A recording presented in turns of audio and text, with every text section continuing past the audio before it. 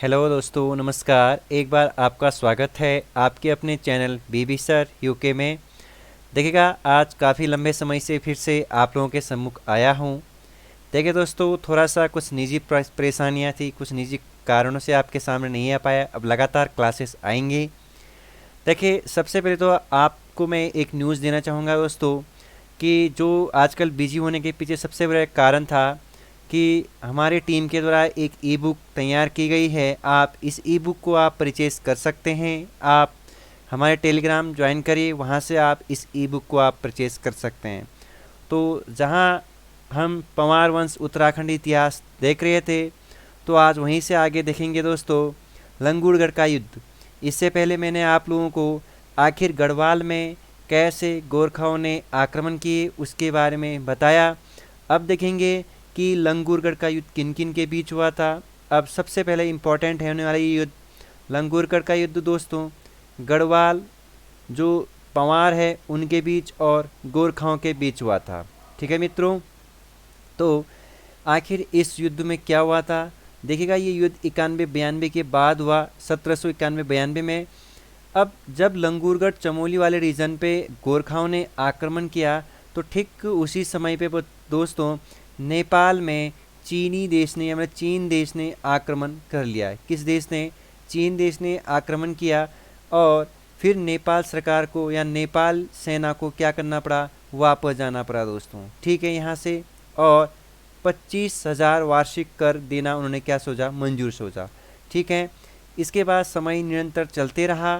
सन 1795 का टाइम आया और उस टाइम पीरियड पर गढ़वाल में भयंकर अकाल पड़ा दोस्तों। क्या पड़ा? एक भयंकर अकाल पड़ा, जिसे आप इकावनी और बावनी नाम से भी जानते हैं। बहुत इम्पोर्टेंट क्वेश्चन है ये, खासकर यूके ट्रिपल एससी के लिए कई बार सवाल बनाया गया है यूके ट्रिपल एससी के द्वारा कि गढ़वाल में भयंकर अकाल कब पड़ा, जिसे आप इकावनी बावनी नाम से जानते हैं दोस्तों। ठीक, इसके बाद 1803 में फिर आगे ऐसे ही चलता रहा, लेकिन अंततोगत्य 1803 में 9.01 तीव्रता का एक भूकंप, जबरदस्त भूकंप झेला गढ़वाल ने, जिसमें अजयपाल का दोस्तों भवन टूट गया था। ठीक, इसी का फायदा गोरखाओं ने उठाया और फिर कुछ समय के बाद बाराहाट का युद्ध हुआ उत्तरकाशी। ठीक है, गढ़वाल एवं गोरखाओं के बीच ये भी निर्णायक नहीं रहा और गोरखाओं की ओर से इस युद्ध में दोस्तों हस्तदल चतुरिया और सेनापति अमर सिंह थापा ने भाग लिया था। काफ़ी इम्पोर्टेंट है कि बाराहाट का युद्ध किन किन के बीच हुआ था। पहले तो गढ़वाल सेना और गोरखा सेना, जिसमें जो गोरखा थे हस्तदल चतुरिया और अमर सिंह थापा ने पार्टिसिपेट किया था। फिर ये भी निर्णायक नहीं रहा। फिर चंबा का युद्ध हुआ, टिहरी में लड़ा गया, जिसे आप चंबा का युद्ध से भी जानते हैं। प्रद्युम्न शाह और गोरखा के बीच ये भी निर्णायक नहीं रहा। जो निर्णायक युद्ध रहा दोस्तों आपका सबसे इम्पोर्टेंट, जो आपका खुरबुरा मैदान है देहरादून में, ये वाला सबसे इम्पोर्टेंट है। ये रहा निर्णायक युद्ध, 14 मई 1804 का दिन है दोस्तों वो। ठीक है, अब देखिए इस समय आते आते प्रद्युम्न शाह एकदम कंगाल हो चुका था। क्या हो चुका था दोस्तों? कंगाल हो चुका था। तो कहा जाता है कि इसने गोरखाओं से लड़ाई लड़ने के लिए, यह युद्ध लड़ने के लिए अपना जो सिंहासन था ना दोस्तों, अपना सिंहासन था वो सहारनपुर के राजा को बेच दिया था। किसको बेचा था?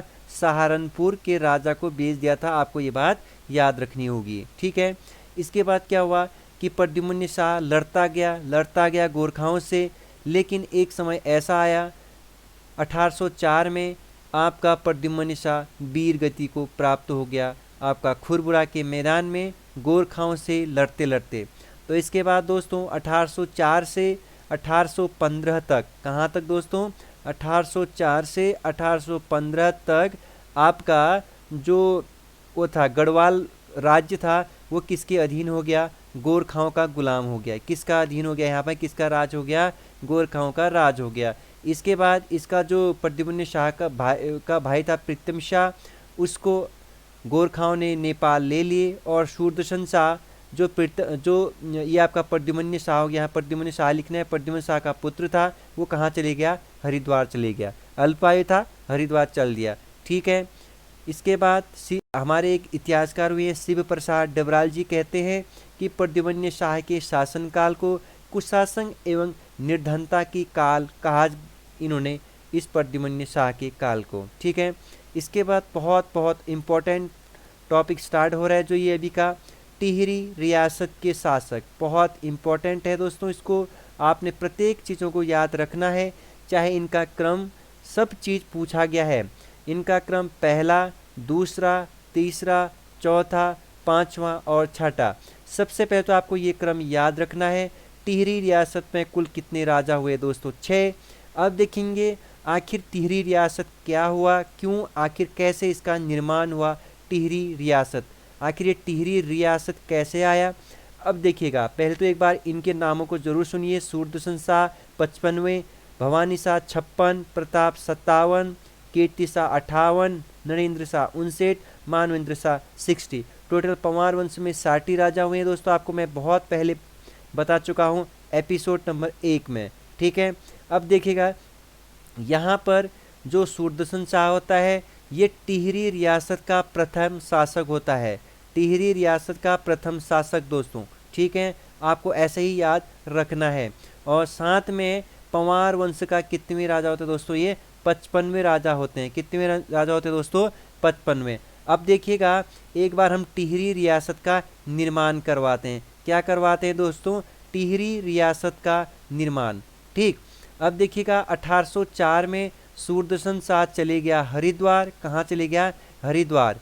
ठीक है दोस्तों, अब इसके बाद सूरदर्शन शाह ने कुछ समय के बाद आपका अंग्रेजों से मदद लिया। किन से मदद लिया? अंग्रेजों से मदद लिया। वो टाइम है 1814 और 1815 का। ठीक है, आपका जो सूरदर्शन शाह होता है ये ईस्ट इंडिया कंपनी के पास चले जाता है। ठीक है, ईस्ट इंडिया कंपनी ने कुछ शर्तें रखी थी, उस शर्तें के अनुरूप अभी आपको बता दिया जाएगा। अब ईस्ट इंडिया कंपनी आ गई गढ़वाल में। कहाँ आ गई दोस्तों? गढ़वाल में। और इसके बाद सबसे भयंकर युद्ध होता है, आपको सीधे ले चलता हूँ वहाँ पर दोस्तों। अब जो युद्ध होता है, इस युद्ध को याद रखने से पहले आपको देखिए 1814, आपको ये डेट याद रखना है। यहाँ पर कौन आता है, अंग्रेजों की ओर से कौन भाग लेता है? सबसे पहले यहाँ पर होता है दोस्तों खलंगा का युद्ध। कौन सा युद्ध दोस्तों? खलंगा का युद्ध। किन किन के बीच होता है देखिएगा, एक तो होता है गोरखा सेना, एक तो होता है आपका गोरखा सेना, और एक होता है आपका अंग्रेजी सेना। ठीक है, अंग्रेजी सेना का नेतृत्व कर रहे होते हैं कर्नल जेलेप्सी। कौन कर रहे होते हैं दोस्तों? कर्नल जेलेप्सी। इंपॉर्टेंट है, नीचे मैंने नोट्स में इसको अपडेट किया जरूर होगा दोस्तों। ठीक है, इसको आपको याद रखना है। यहाँ पर लिखा है मैंने खलंगा का युद्ध 1814 में गोरखा और अंग्रेजों के मध्य में। ठीक हो गया। और इसी के समय में कर्नल निकोलस और कर्नल गार्डन ने कुमाऊं पर भी क्या किया था? जीत दर्ज किया था। ठीक है दोस्तों, अब क्या हुआ, इस पर गोरखा क्या हो गए? हार गए। क्या हो गए? इस युद्ध में गोरखा लोग पराजित हो गए और उसके बाद उनको एक संधि करनी पड़ी, जिस संधि का नाम है दोस्तों आपका संगौली की संधि। क्या उनसे संधि करनी पड़ी? उनको संगौली की संधि करनी पड़ी दोस्तों। अब आप देखेंगे कि आखिर संगौली की संधि किन किन के बीच हुई। सबसे पहले तो आपको याद रखना है गोरखा और अंग्रेजों के मध्य। अब देखिएगा कि गोरखाओं की ओर से किसने इस संधि पर साइन किया था। डेट शुद्ध आपको याद रखना है 18 नवंबर 1815 को। संगौली की संधि कब हुई दोस्तों? 18 नवंबर 1815 को। ठीक है दोस्तों, ये अब आपने याद रख लिया होगा। अब देखिएगा जो गोरखाओं की ओर से जिसने इसमें पार्टिसिपेट किया उसका नाम है दोस्तों आपका गुरु गजराज मिश्र। गुरु गजराज मिश्र गोरखाओं की ओर से पार्टिसिपेट किया, इस साइन मतलब बोले तो साइन किया। और जबकि अंग्रेजों की ओर से जिसने इस संधि में साइन किया उसका नाम है कर्नल पेरिस। क्या दोस्तों? कर्नल पेरिस ब्रट्स या ब्रेट्स। ठीक है, कर्नल पेरिस ब्रट्स ने इस संधि में क्या किया दोस्तों? साइन किया। ठीक है, आपका जो संगौली है ये चंपारण बिहार में है मित्रों। कहाँ है? चंपारण बिहार में स्थित है। यूके ट्रिपल एस ने इसको पूछ चुका है कि संगौली नामक स्थान कहाँ है। अब देखेंगे कि आखिर इस संगौली की संधि से क्या क्या मतलब क्या क्या निर्णय या कौन कौन संधि लिए गए। सबसे पहला तो गोरखाओं ने अपनी दक्षिणी सीमा के किनारे स्थित भूमि से अपना दावा छोड़ना स्वीकार किया। मतलब दक्षिणी की कुछ सीमाओं को छोड़ा उसने, क्या किया, स्वीकार किया दोस्तों। गढ़वाल और कुमाऊं के जिले अंग्रेजों को सौंप दिए गए। जो आपका गढ़वाल और कुमाऊं के जितने भी जिले थे वो गोरखाओं ने किसको सौंप दिए, ईस्ट इंडिया कंपनी को सौंप दिए।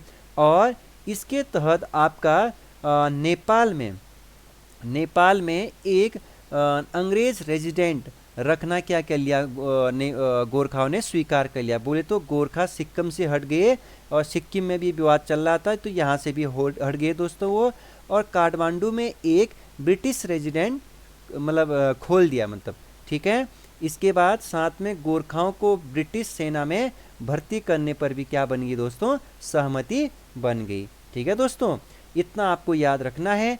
इसके बाद आपका जो सूरदर्शन शाह था ना, ये सूरदर्शन शाह दोस्तों अब ईस्ट इंडिया कंपनी का कहीं ना कहीं कठपुतली बनकर रह गया दोस्तों। क्यों? क्योंकि इसने ईस्ट इंडिया कंपनी से सहारा लिया था और अब अंग्रेज इस गढ़वाल को बांट देंगे। बोले तो इस उत्तराखंड को दो भागों में बांट देंगे। एक बांटेंगे अच्छे से ब्रिटिश कुमाऊं गढ़वाल और एक बांटेंगे आपका ब्रिटिश गढ़वाल। ठीक है दोस्तों, या आप कह सकते हो टिहरी रियासत। अब बंटने वाला है, देखिएगा, एक हो गया टिहरी रियासत, एक हो गया कुमाऊं गढ़वाल, ब्रिटिश कुमाऊं गढ़वाल दोस्तों, क्या, ब्रिटिश कुमाऊं गढ़वाल। ठीक है, ये वाला भाग बन गया ब्रिटिश कुमाऊं गढ़वाल अलकनंदा नदी के इस वाले रीजन पे। और इस वाले रीजन में टिहरी रियासत, जहां कौन बैठने वाला है, सूरदर्शन शाह। जहां कौन बैठने वाला है दोस्तों, सूरदर्शन शाह। तो 28 दिसंबर 1815 को सूरदर्शन शाह ने अपनी राजधानी श्रीनगर से टिहरी मतलब आपका टिहरी से स्थानांतरित करके कहाँ कर लिया, स्थानांतरित कर लिया। ठीक हो गया, श्रीनगर से टिहरी स्थानांतरित कर लिया। आपको ये बात याद रखनी होगी। ठीक है दोस्तों, अब आपको यहाँ पर लिए चलता हूँ ऊपर पे थोड़ा सा 55वें नंबर। अब हम प्रॉपर सूरदर्शन शाह पर पढ़ेंगे दोस्तों। 55वें नंबर का शासक था। ठीक हो गया, पहला शासक टिहरी रियासत का राजगुरु नौटियाल ने भिलंगना नदी के तट पर, जो आपका भिलंगना नदी टिहरी गढ़वाल में है, उस नदी के सैमल मैदान पे इसका राज तिलक करवाया। किसका निर्माण दोस्तों, सूरदर्शन शाह का राज तिलक करवाया। आपको ये बात याद रखना पड़ेगा, सैमल मैदान पे इसका राज तिलक हुआ दोस्तों। कब हुआ, 28 दिसंबर 1815। जो ये 28 दिसंबर है, इसको रेस्टोरेंट डे के रूप में भी मनाया जाता है टिहरी गढ़वाल में, या आप कह सकते हो टिहरी राज्य स्थापना दिवस 28 दिसंबर। ओके दोस्तों, इसके बाद आपको यहाँ पर याद रखना है कि सूरदर्शन शाह ने त्रिखंडीय राजभवन का निर्माण किया था 1848 में। आपका पुराना दरबार, जिसे आप पुराना दरबार नाम से जानते हैं, जो आपका 30 वर्षों में इसने पूरा किया, ये आपको याद रखना पड़ेगा दोस्तों। ठीक है, इसके बाद अगर इसकी कार्यकाल की बात की जाए तो 1813 से 1859 तक आपका सूरदर्शन शाह का टाइम पीरियड है दोस्तों। ऊपर पे मेंशन जरूर किया है मैंने। ठीक है, ये आपका मेंशन यहाँ पे किया है मैंने। आपको नीचे पर फिर नीचे लिए चलता हूँ नेक्स्ट पार्ट्स में इसी के। अब देखिए, सूरदर्शन शाह के शासनकाल में दोस्तों आपका एक अंग्रेज पर्यटक मूरक्राफ्ट, कौन, अंग्रेज पर्यटक मूरक्राफ्ट 1819 और 20 गढ़वाल की यात्रा कर गया, जो इम्पोर्टेंट है, टिहरी रियासत आया। ठीक है दोस्तों, 1857 के विद्रोह के समय सूरदर्शन शाह ने अंग्रेजों की मदद की थी, जो आपका बहुत इम्पोर्टेंट टॉपिक है। 1857 की इंडियन की एक महान भारतीय क्रांति, आप जिसे क्या कहते हो, भारत की प्रथम स्वतंत्रता संग्राम क्रांति कह सकते हो, पहला स्वतंत्रता संग्राम क्रांति 1857 की क्रांति। ठीक है दोस्तों, इस 57 की क्रांति में सूरदर्शन शाह ने अंग्रेजों की मदद की थी। इस समय गढ़वाल और कुमाऊं का जो कमिश्नर था दोस्तों, वो आपका हेनरी रैमजे था दोस्तों। ठीक है, हेनरी रैमजे पर हम जब ब्रिटिश कुमाऊं गढ़वाल पढ़ेंगे प्रॉपर, या आप जब मैं आपको सिर्फ ब्रिटिशों का राज पढ़ाऊँगा 1815 से 1947 तक, वहाँ पर हेनरी रैमजे के बारे में डिटेल से पढ़ेंगे दोस्तों। ठीक है, अंततोगत्य 6 जून 1859 को आपका सूरदर्शन शाह की मृत्यु हो जाती है दोस्तों।